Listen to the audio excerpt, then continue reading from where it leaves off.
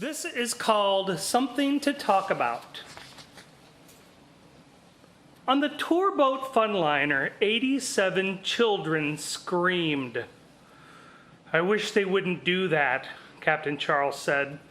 "The screams echo under the bridges," Joe, the deckhand, answered. "They like the echo." "It's annoying. It puts me on edge. Plus, they know it's the best way to get a response."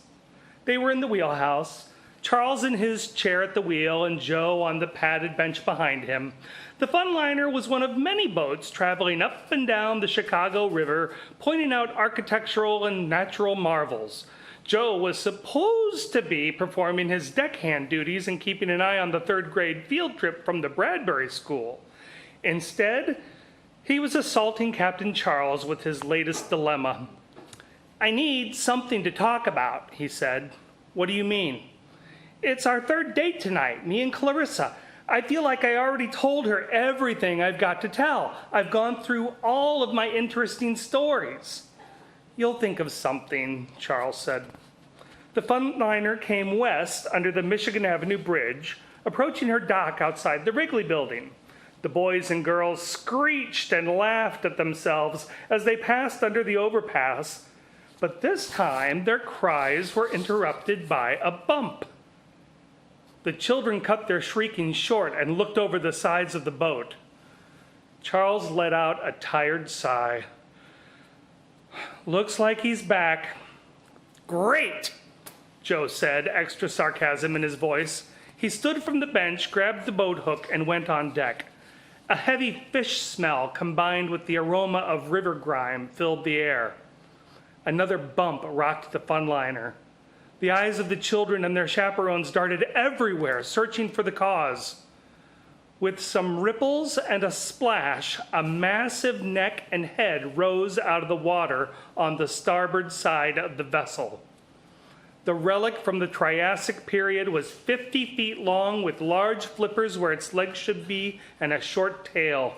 On the tip of its 10-foot-long neck sat an 8-foot-long head. Most of that head was the creature's mouth, and most of that mouth was razor-sharp teeth. Everyone scrambled to the port side of the boat, rocking the vehicle with their excitement. While the passengers took pictures with their cell phones, Joe approached the beast. This was the third sighting of the dinosaur this month. Scientists believed he was attracted to the high-pitched noises bouncing off the metallic underside of bridges.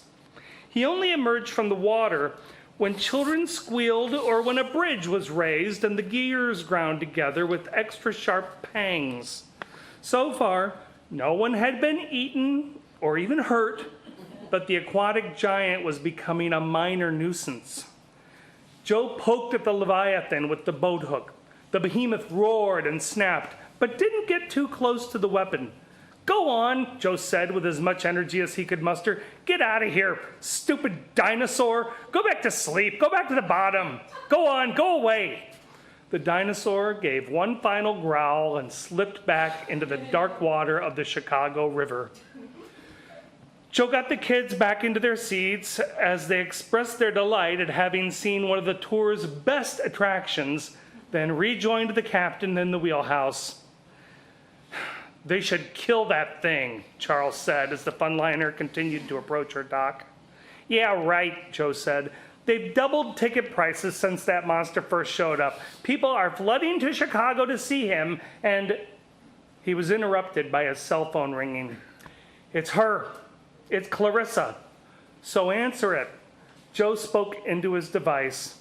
"Hey." "Nah, nothing much going on. Just another day on the water. What's new with you?" "Thank you."